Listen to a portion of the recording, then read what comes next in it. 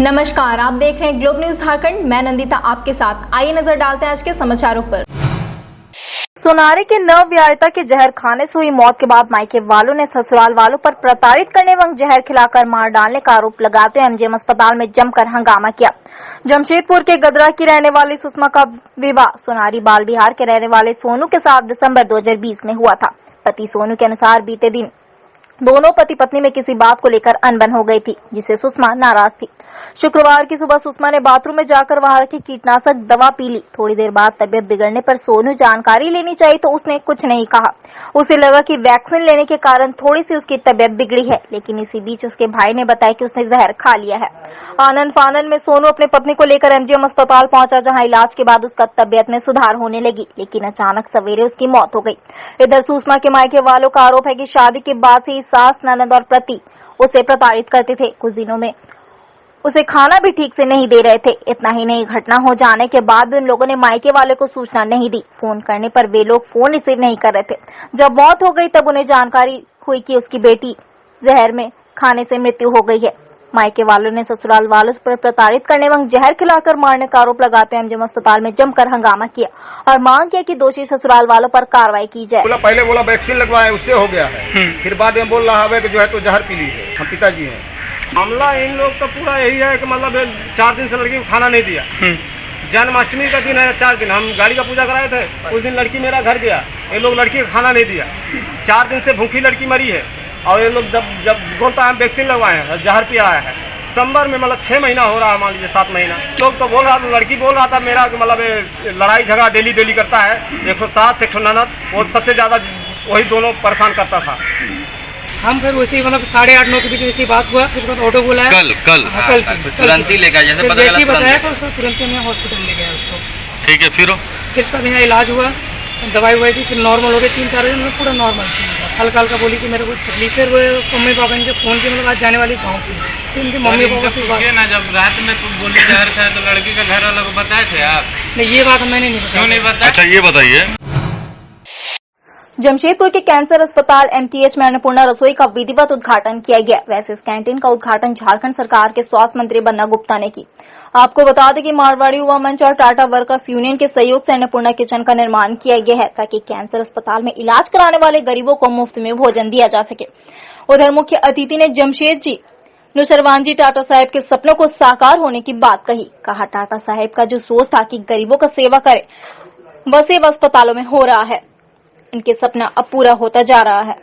जिला मारवाड़ी सम्मेलन के लोगों को और धन्यवाद देता हूँ। मैं जमशेदपुर टाटा वर्कर्स यूनियन के सभी लोगों को, आदरणीय अध्यक्ष जी संजीव चौधरी जी, और जिस उद्देश्य से जमशेद जी नुसरवान जी टाटा ने जमशेदपुर की परिकल्पना की थी, आज उसके वंशज होने के नाते हम सारे लोग फिर उन्हीं के रास्ते पर चलकर इस शहर को एक नए आयाम दे रहे हैं।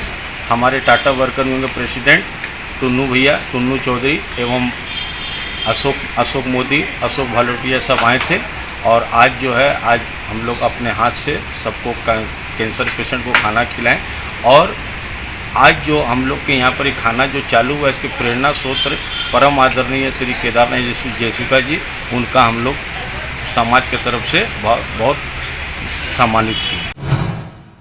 बिष्टुपुर थाना क्षेत्र के सर्किट हाउस गोल चक्कर के समीप एक सब्जी विक्रेता से अपने को पुलिस वाला बताकर 1600 रुपए छीनकर फरार हो गया। भुक्तभोगी सुनारी आदर्श नगर ग्वाला बस्ती का रहने वाला दिनेश कुमार कुशवाहा व्यवसाय से सब्जी विक्रेता है और सुनारी बाजार में सब्जी बिक्री कर अपना परिवार का भरण पोषण करता है, जिसको लेकर वह सागची बाजार सब्जी लेने जा रहा था। इसी बीच सर्किट हाउस गोल चक्कर के समीप उसे एक व्यक्ति ने मोटरसाइकिल से ओवरटेक कर उसे अपना परिचय पुलिस वाला बताकर उससे गाड़ी का लाइसेंस और कागजात मांगी।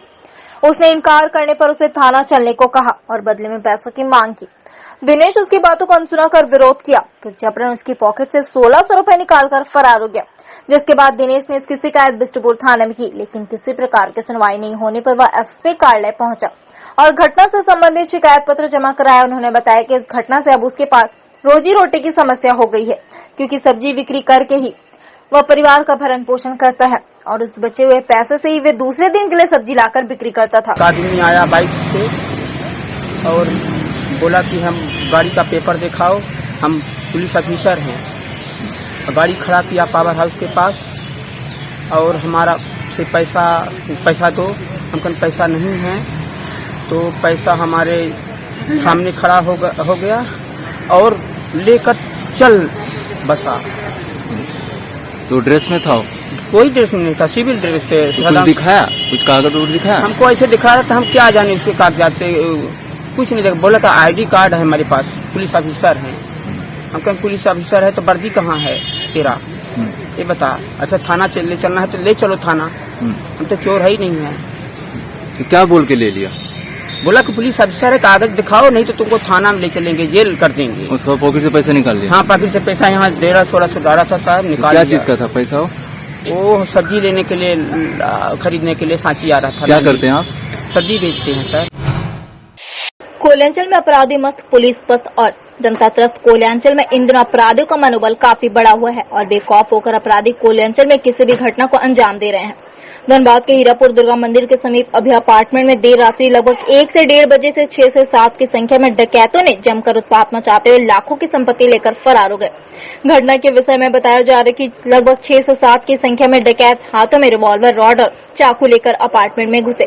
पहले तो अपार्टमेंट के गार्ड को बंधक बनाकर उसे गार्ड रूम में बंद कर दिया गया। उसके बाद वहां 2 फ्लैट में घुसकर गृह स्वामियों को हथियार का भय दिखाकर लाखों की संपत्ति लेकर फरार हो गए। इतना ही नहीं, जाते जाते अपराधियों ने बेसमेंट में खड़ी 3 बाइक को भी अपने साथ स्टार्ट करके ले गए। सभी अपराधी देसी कट्टा, रॉड और चाकू से लैस थे।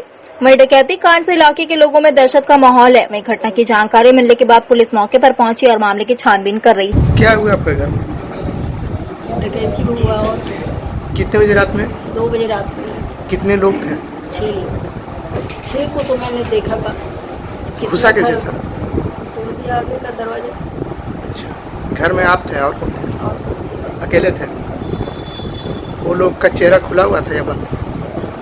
बांधे हुए थे। बांधे हुए थे। हथियार भी लिए हुए था क्या? पिस्टल लिया हुआ था। क्या बोला आपको? पिस्टल लिया हुआ था, रड लिया हुआ था, चाकू लिया हुआ था। क्या बोला आपको? चाबी मांगा, वहाँ गया रूम में, हम लोग डकैत थे, चुप रहो, हल्ला नहीं करो। मुँह पहले चाबी लिया, उसके बाद सब हाथ पैर मुँह बांध दिया। चोरी हुआ कितने बजे? 2 से 2:30 बजे से लेकर 2 घंटे। कितने लोग थे? 6-7 ऐसे। तो चोरी है, कैसे डकैती हुआ ना? डकैती पूरा डकैती है। रिवॉल्वर मेरा 3 रिवॉल्वर। सभी लोग को? सब 2 जन था, हम था, हमारा भतीजा था, भतीजा में था, मैं इधर में था। घुसा था कैसे?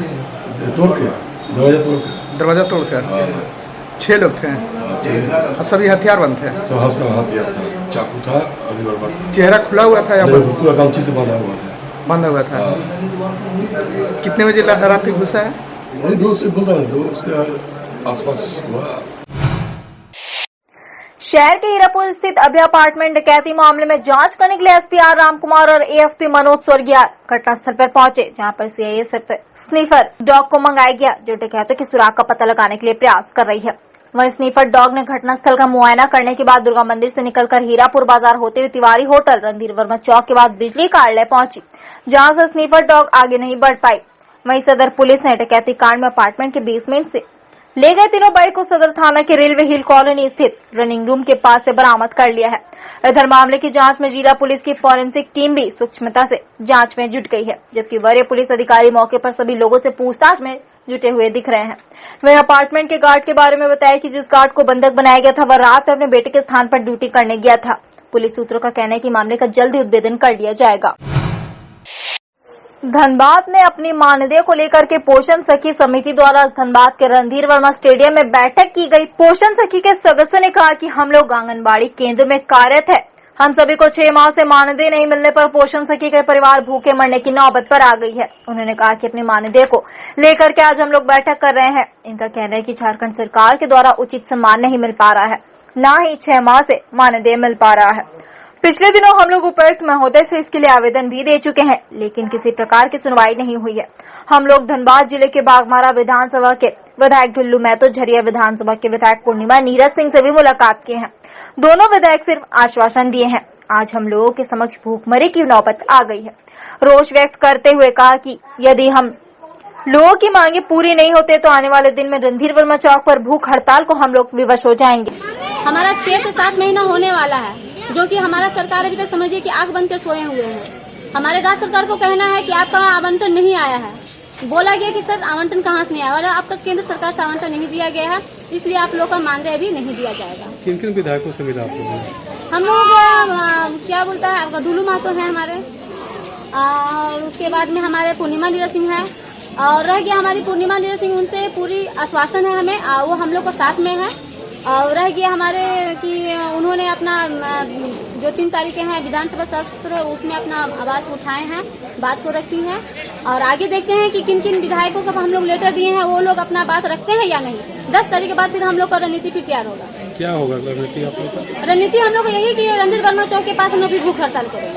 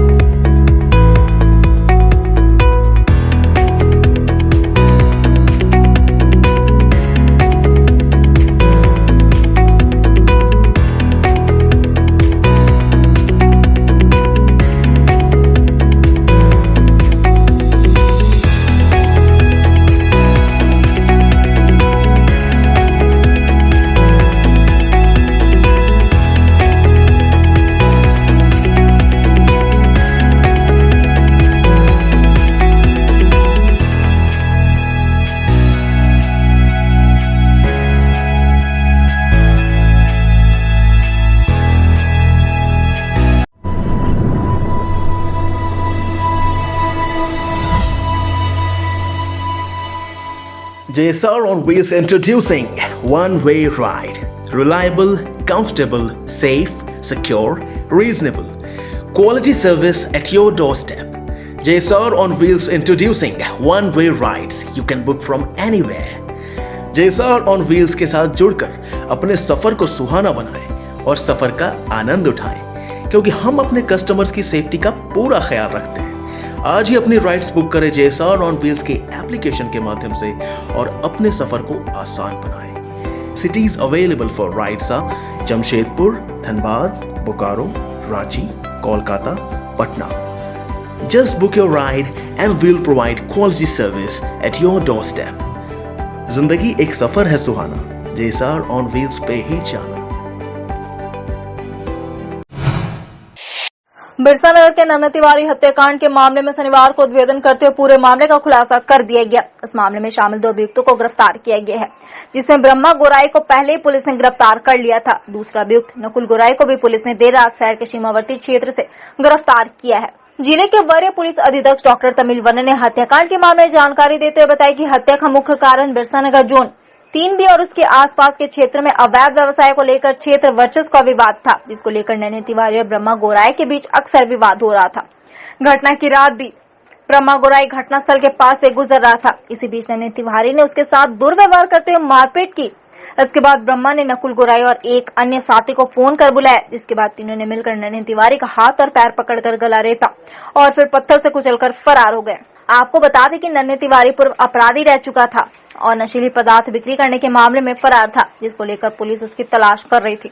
इसी बीच 31 अगस्त और 1 सितंबर के मध्य रात्रि इन अभियुक्तों द्वारा उसकी हत्या कर दी गई। पुलिस सीसीटीवी और अपने सूत्रों के सहयोग से दोनों अभियुक्तों को गिरफ्तार किया है। वहीं तीसरे अभियुक्त की भी जल्द गिरफ्तारी के प्रयास में जुट गई। इतने में कौन था सर, नकुल था कि ब्रह्मा था सर? ये गला रेतने में जो है ब्रह्मा गोराई भी थे, नकुल गोराई चाकू लेके आने में थे, और दूसरा जो व्यक्ति बता रहे हैं वो गला रहते हैं, छाती में बैठ के उसे वो गला रहते थे। जो फरार है? जो फरार है। वर्चस्व पिलाने किस बात को लेकर है? ये उस एरिया में जैसे इन लोगों का हमेशा आदत था कि NDPS केस में ये लोग वांटेड थे, जो मृतक है, तो NDPS को लेके प्लस उसके बाद वहाँ का छोटा मोटा जो है ये होता है कि मारपीट विवाद में कौन क्या किसके पार्टी में साइड लेगा, किसको सपोर्ट करेगा, तो इसी बीच को लेके बड़ा कोई डांड या कुछ टाइप का नहीं है, लेकिन छोटे छोटे जो अपने चीजें होती है ईगो के लेके इन लोगों के बीच में लड़ाई था अपने एरिया में, कौन मेरे साथ है कौन मेरे साथ नहीं है, तो उसी का मेन कारण यही है। बिरसानगर थाना अंतर्गत विजय गार्डन में 40 वर्षीय एक व्यक्ति की 10 तल्ला फ्लैट की छत से गिरने से मौत हो गई। मृतक की पहचान अभिजीत मजूमदार के रूप में हुई है। घटना विजय गार्डन के 7 फेज परिसर में स्थित 74 नंबर ब्लॉक केदारनाथ फ्लैट में घटी। उसी फ्लैट में रहने वाले मृतक के छोटे भाई अभिषेक मजूमदार के अनुसार उसका बड़ा भाई उसके साथ नहीं रहता है। 2004 में पत्नी नीलाक्षी मजूमदार के साथ उसका विवाह हुआ था। उसकी 12 वर्ष की एक बेटी भी है। उसके गुस्सैल प्रवृत्ति के कारण फरवरी 2021 में दोनों एक दूसरे से अलग रहने लगे। पत्नी नीलाक्षी टाटा मोटर्स कर्मी है और वह टेल्को के टाइप 118 में रहती है, लेकिन पति अभिजीत मजूमदार कहाँ रहता है इसकी जानकारी उसके परिवार के किसी भी सदस्य को नहीं हुई है। छोटे भाई अभिषेक ने बताया कि 2 माह पूर्व उसकी मां का देहांत होने पर श्राद्ध क्रम में वह आया था। उसके बाद से फोन में ही बात होती थी, भेंट नहीं हुई। आज सुबह सुरक्षा कर्मियों से पता चला कि उसका भाई फ्लैट के नीचे मृत पड़ा है। सूचना मिलने पर बिरसानगर पुलिस मौके पर पहुंची और पूरे घटनाक्रम की जांच की। इस दौरान फ्लैट में लगे सीसीटीवी को भी खंगाला, जिसमें मृतक सुबह 5:09 में लिफ्ट के माध्यम से 10 तल्ला छत पर गया और वहां कुछ देर रुकने के बाद 5:36 पर जमीन पर आ गिरा। यह समय घटनास्थल पर पड़े टूटे हुए घड़ी में भी अंकित था। मृतक पत्नी से अलग रहने के कारण तनाव में नशा का सेवन भी करने लगा था। सूत्रों से मिली जानकारी के अनुसार किसी मामले पर वह कुछ महीने तक घाघड़ी जेल में भी रहा। फिलहाल पुलिस प्रथम दृष्टया आत्मदाह का मामला दर्ज कर मामले की छानबीन कर रही है। वहीं शव को जब्त कर पोस्टमार्टम के लिए भेज दिया गया। क्या नाम है उनका? अभिषेक मजूमदार मेरा नाम है और भाई का नाम है अभिजीत मजूमदार। बस इतना ही मालूम है। अभी देखे हैं कि ऐसा हुआ है, सोसाइटी वालों ने इन्फॉर्म किया है, बस उतने मालूम है। तो इसी बिल्डिंग में रहते थे भाई? नहीं, यहाँ रहते नहीं थे, वो अपने रहते थे बिरसानगर में। कहाँ रहते थे मालूम नहीं। तो आप लोग के साथ भाई नहीं रहते थे? नहीं, साथ में रहते नहीं। फिर ये हेलो, यहाँ आए थे क्या? नहीं आए थे। मेरे चाचा ससुर और नहीं आए, आप लोग के साथ नहीं रहते? नहीं आए थे, कोई कांटेक्ट नहीं हुआ। डायरेक्टली सुबह पता चला, हम लोग कुछ नहीं मालूम है। उनकी पत्नी साथ में रहती है? नहीं, साथ में उन्होंने नहीं। क्या मतलब है कि वाइफ है बट साथ में रहती नहीं, जहाँ तक मुझे मालूम है। कितना साल से दोनों अलग हैं? वो नहीं मालूम, महीना है, साल नहीं। करीब इससे ऐसा लग रहा है कि वो सुसाइड है, ऊपर से कूदा है। बाकी जांच में पता चलेगा कि उसके पीछे क्या मामला है क्या नहीं। मृतक क्या यहीं का रहने वाला है क्या? उसका आईडी कार्ड पे तो टेल्को का दिख रहा है, जो बाद में उसके भाई से पूछने में पता चल रहा है कि वो चेन्नई स्कूल के आसपास में 11 रहता है। सरायकेला खरसा जिले के सरायकेला थाना क्षेत्र से होकर गुजरने वाली टाटा कांडा सरायकेला मुख्य मार्ग स्थित गोपीडी नंदीडी के समीप बीते रविवार को हुए भीषण सड़क हादसे में मारे गए लोगों के परिजनों को राज्य के स्वास्थ्य मंत्री बन्ना गुप्ता ने 25-25 हजार रूपये का आर्थिक सहयोग दिया है। वहीं उन्होंने ऐलान किया कि जल्द ही उन्हें सरकार द्वारा घोषित पॉलिसी के तहत 1 लाख रूपये दिए जाएंगे। विदित रहे कि बीते रविवार को ऑटो मारुति और एलपीटी ट्रक के बीच भिड़ंत हो गई थी, जिसमें 4 लोगों की मौत हो गई थी। मृतकों में आरती लोहार, दिव्यांश लोहार, सोनू लोहार और रोशन मुंडू शामिल थे। जितने लोगों का इलाज था उसको हम लोगों ने सारे लोग का जो टीएमएच में था सबका बिल माफ करवा दिया, सबका इलाज हुआ है और अभी भी जिसका इलाज की जरूरत है वो इलाज होगा। और जो मृतक हैं, जो 4 लोग मृतक हैं, उन चारों परिवार को 1-1 लाख रुपया हम लोग देंगे। झारखंड राज्य में चल रहे सोलर स्ट्रीट लाइट परियोजना में स्थान का निरीक्षण करने हेतु जमशेदपुर पूर्वी विधायक सरजू राय ने अपने विधानसभा क्षेत्र में कार्यों का अवलोकन किया। गौरतलब हो कि राज्य भर में इस योजना के तहत सैकड़ों सोलर स्ट्रीट लाइट लगाया जाना है और जमशेदपुर के पूर्वी विधानसभा में पहले खेप में लगभग 1500 स्ट्रीट लाइट लगाया जा रहा है। वहीं दूसरे खेप में और 5000 स्ट्रीट लाइट लगाया जाएगा। शनिवार को विधायक सरजू राय ने अपने विधानसभा क्षेत्र के छायानगर इलाके में कार्य स्थल का निरीक्षण किया। अपने विधानसभा क्षेत्र में हम लोगों ने 1563 सोलर लाइट सैंक्शन कराया है। ये विधायक फंड से काम हो रहा है। इसके अलावा सरकार की ओर से भी हमने कहा है, उन्होंने बताया कि हम जगह बता देंगे, 3500 और एलईडी लाइट वो भी लगाएंगे। तो मिला जुला के करीब 5000 एलईडी लाइट, कुछ सोलर कुछ नॉन सोलर इस क्षेत्र में लगेंगे। तो गलियों में, कुचों में, ऐसे चौक चौराहों पर जहाँ अंधेरा रहता है, दूसरी व्यवस्था नहीं है, तो वहाँ बिजली रहेगी। छायानगर में आज कितने लाइट? छायानगर में इन लोगों ने जगह तय किया है। पहले लाइट की शुरुआत यहाँ से हुई है और करीब 6 लाइट और छायानगर में लगेगा। इसके बाद ये लोग इस काम को करने के बाद आगे बढ़ेंगे। 26 अगस्त को जमशेदपुर कदमा थाना में पूछताछ के लिए लाए गए 2 युवकों की पिटाई के मामले में वरीय पदाधिकारियों ने दोषी अधिकारियों को लाइन क्लोज कर दिया। घटना के बारे में बताया जाता है कि 30 अगस्त को शास्त्रीनगर के रहने वाले एक युवती को धतगिरी के रहने वाले युवक भगा ले गए, जिस पर युवती के परिजनों द्वारा की गई शिकायत के आलोक में कदमा थाना पुलिस ने लड़के के बड़े भाई और उसके 2 दोस्त औरंगजेब और आरजू को पूछताछ के लिए थाना लाया गया, जिसके बाद थाना से तीनों को छोड़ दिया गया।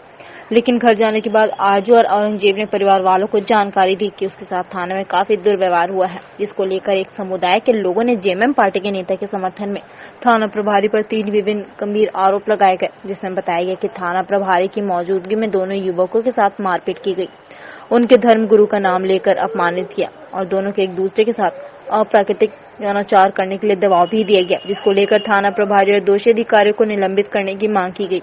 इस मामले की गंभीरता को देखते हुए पुलिस प्रशासन के वरीय अधिकारियों ने जांच की, जिसमें पाया कि मारपीट की घटना हुई है, लेकिन अन्य 2 गंभीर आरोप निराधार है, जिसके आरोप में आरोपी दोनों अधिकारियों को कदमा थाना से हटाते हुए लाइन क्लोज कर दिया गया। यह जानकारी जिले के वरीय पुलिस अधीक्षक डॉक्टर AM तमिलवनन ने पत्रकारों को अपमानित किया गया है, डिफेम किया गया है और तीसरा जो उनका हम दोनों के बीच में अप्राकृतिक सेक्स करने के लिए जो है पुलिस ने जो है दबाव दिया। ये 3 आरोप था, लेकिन इस तीनों में हम लोग ने DSP 2 के द्वारा हम लोग जांच कराई गई है, उसमें भी साबित नहीं हुआ और हमारे जो है SP सिटी है उनके द्वारा भी इसमें जांच किया गया है। तो इसमें पहला आरोप है तो उनके साथ मारपीट करने का वो सत्य पाया गया और बाकी 2 आरोप है वो निराधार पाया गया और इसके कारण वो दोनों ऑफिसर को हम लोग कदमा थाना से हटाते हुए और पुलिस लाइन क्लोज कर दिया गया और उनके खिलाफ विभाग की कार्रवाई भी चालू किया गया है और जो अपहृता है लड़की उसको हम लोग वापस लेके आने के लिए पूरा प्रयास में हम लोग हैं। तो मैं एक बार जो भी इसमें सोशल मीडिया में पोस्टिंग वगैरह जो की है उनसे मैं रिक्वेस्ट करना चाहूँगा कि जो भी आरोप है वो निराधार है, कोई उसमें ना एविडेंस है ना कोई पुलिस के खिलाफ में जो लिखे हैं वो इसमें सत्य नहीं है। CTA Aviation and Hospitality Management. Admission open for Diploma in Aviation and Hospitality. Our contact number 7903302477.